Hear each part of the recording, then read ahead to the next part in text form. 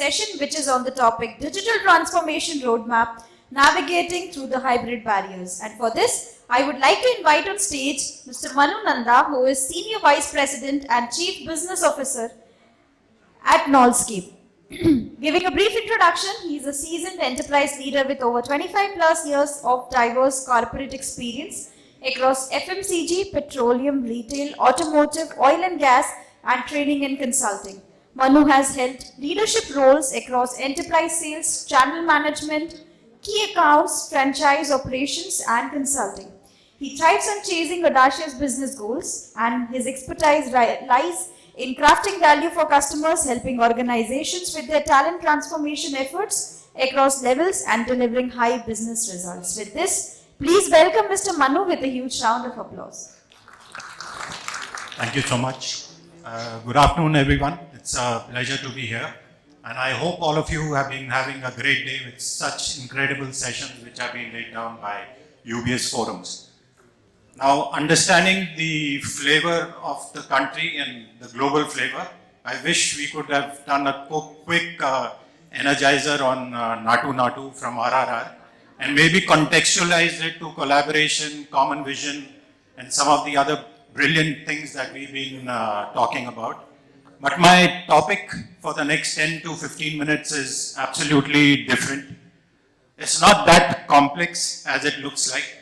And it's not something new that all of you would not be familiar with. I think it has been there on the table for a long time, but has gained prominence, I would say. More so what you see, the line in red, which is navigating through hybrid times. Now this is a very, very famous quote from a CEO of Accenture, where he talks about digital is the main reason a lot of organizations have actually vanished from the Fortune 500 company. And this also talks about that disruption is real. It's time to transform or perish. And this message, ladies and gentlemen, is not just for the organizations, but it is also for the leaders. And when I say it's for the leaders who have not moved up or not moved up on the skills and mindsets of being digital are actually struggling, and that is where the real challenge is. A lot of data available in terms of what is the success rate of any digital transformation, and this data is not new. When I say this data is not new, this figure that you see on the screen is almost about a year and a half to 2 years old. So if the failure rate is 70%, which is not in the current times, if we are working in the hybrid format, which most of the organizations are now navigating towards, I understand a lot of organizations, depending on the sector or industry, are moving back to full-time as well.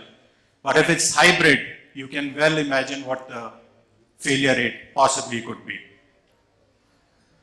So what are the typical challenges in a digital roadmap that organizations are actually facing? There are lots of them. I've just managed to pick up 3 prominent ones based on our discussions with senior stakeholders like you, and also what are glaring on the face through a lot of surveys which are coming up. Resistance to change. We've been talking about change since morning.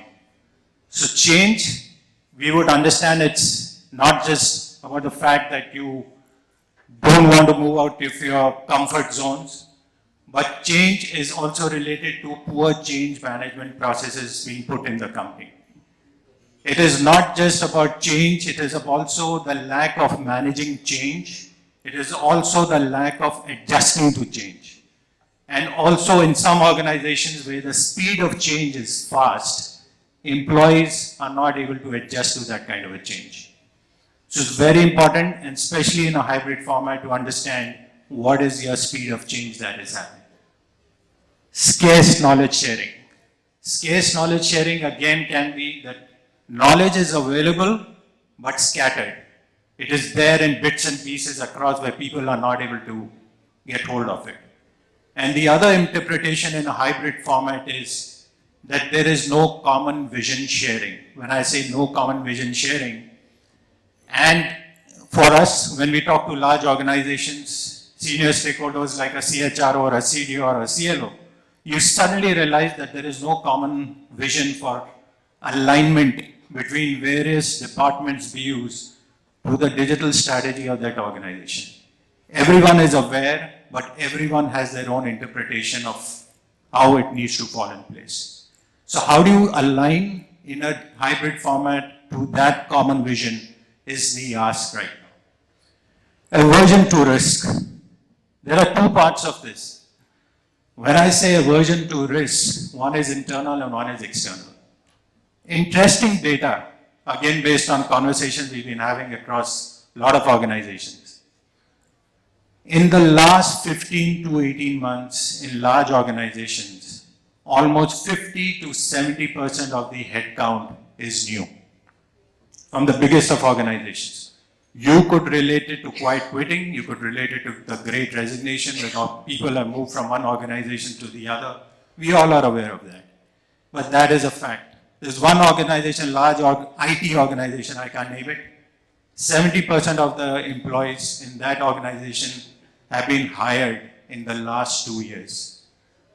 In that case, the risk-taking ability almost reduces.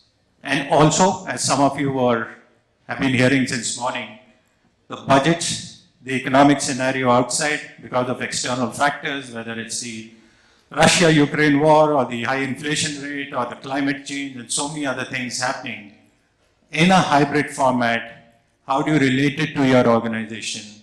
How do you actually ensure that budgets are available for that one common vision of digital transformation to move up, to catapult to the next level is what all of us need to think about. So how does it work? And what perhaps, and I'm sure this question would already be there, how do you start? What is the first step that you need to take on that digital roadmap? Again, a lot of reasons, but I've tried to pick up 3 which are very common across a lot of conversations. One is for organizations to see where do they stand on their short-term and long-term goals for that journey to begin. That is perhaps going to be the starting point. Second thing is the readiness of the leaders to now master the next. And when I say next, it is future capabilities, future competencies, and I will try and share a little bit as we move along during the presentation. Are you still stuck with the competencies and capabilities which were so relevant in the good old days? Or are you now looking to master not only the now, but at the next also? And if you are able to keep a track on the now and the next, is where you will not only be able to lead yourself, but you'll be also be able to lead your teams and your organization. And the third reason is on creating a culture. Culture building has suddenly gained prominence in the last, I would say in the last 1.5, 2 years. It was always there, but now with hybrid hiring and a lot of focus for organizations to come back to the pre-COVID days, culture of building a digital transformation is the number one, other than culture through value creation, culture through maybe moving up on innovation, could be creating a culture of coaching within the organization. If all 3 elements set right is where perhaps the journey towards the digital transformation can be faster. So if I summarize, and perhaps this could be one of the takeaway slides for all of you as you walk out of this room, 3 elements that need to fall in place before you embark on the digital journey is creating digital mindsets. It's about creating leadership which is in tune to the digital requirement. And last but not the least, everything starts with culture building.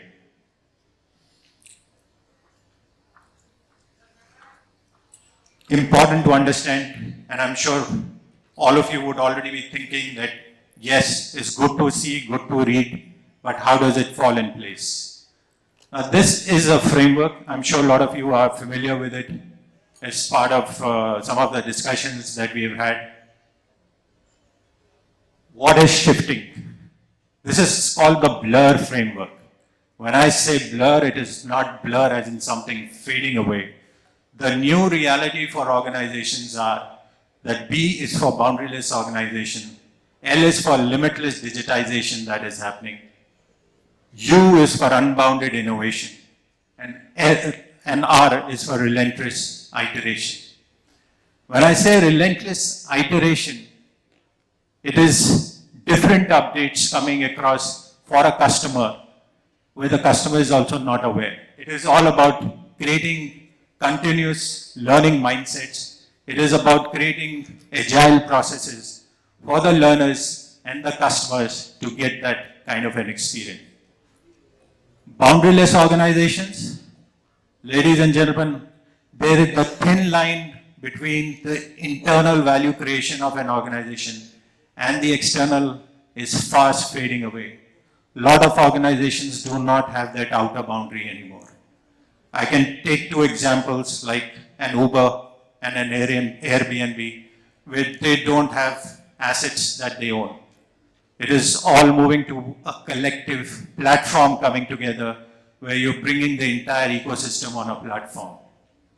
Limitless digitization, the thin line between the physical assets and the digital assets are fast fading away. Anything physical can now be converted into digital just by the use of a cloud-enabled sensor. Unbounded innovation, again, organizations moving beyond their comfort zones, moving beyond the traditional businesses. And I don't know if anyone is here from Airtel.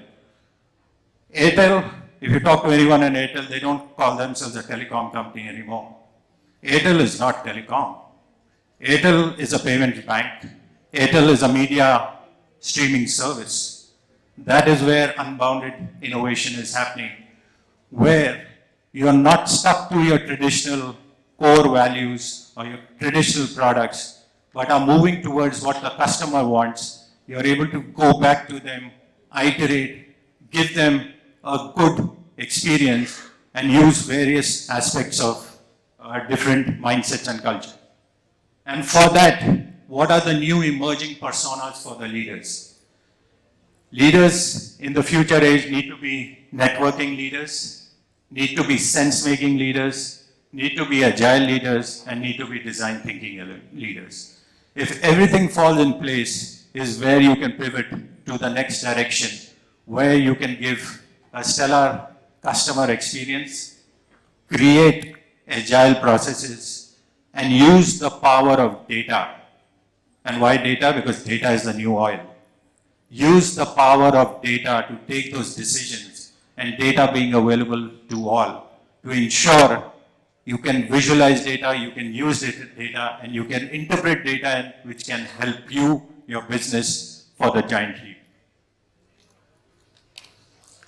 Now, if I were to contextualize the blur framework, what I showed you earlier, and bring it to the hybrid format, in a boundaryless organization, the importance is to have good governance. So when I say good governance, a good cadence where people know, have clarity on their roles and responsibilities, and especially in a hybrid format where they don't get to meet their colleagues very often.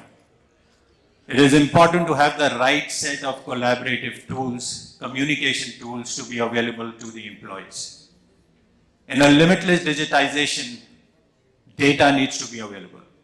A lot of organizations are way ahead in terms of driving data literacy in organizations. But organizations where you're still stuck in the traditional mindset where data is hoarded, not available, it's time to at least give your folks some kind of dashboards to at least see where data is available, and for them to understand how could they use data to take those decisions and understand what their progress is. It should not be at the time of an appraisal or a review where data comes back and they're totally clueless in terms of how things are moving. Unbounded innovation, very important, which is not the case right now in a hybrid format. How do you get to observe customers? It's only when you observe customers is you will be able to use design thinking perhaps and have that kind of empathy for your customers to create something or a product which is very close to what their need is. And of course, goes without saying, being agile. Now, being agile is very important, equally important as doing agile.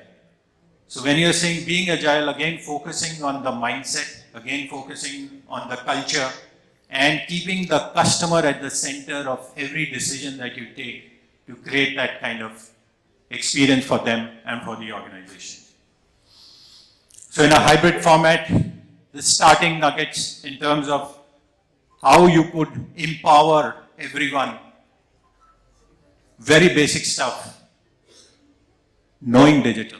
Where do they stand on their awareness levels? Do the employees even know what IoT means? Do the employees know what platform thinking is? Do the employees know what platform leadership is? Are they aware of what are the radical changes happening and how digital is actually disrupting everything? We are all, the biggest disruptor we all know is ChatGPT 4 coming very soon.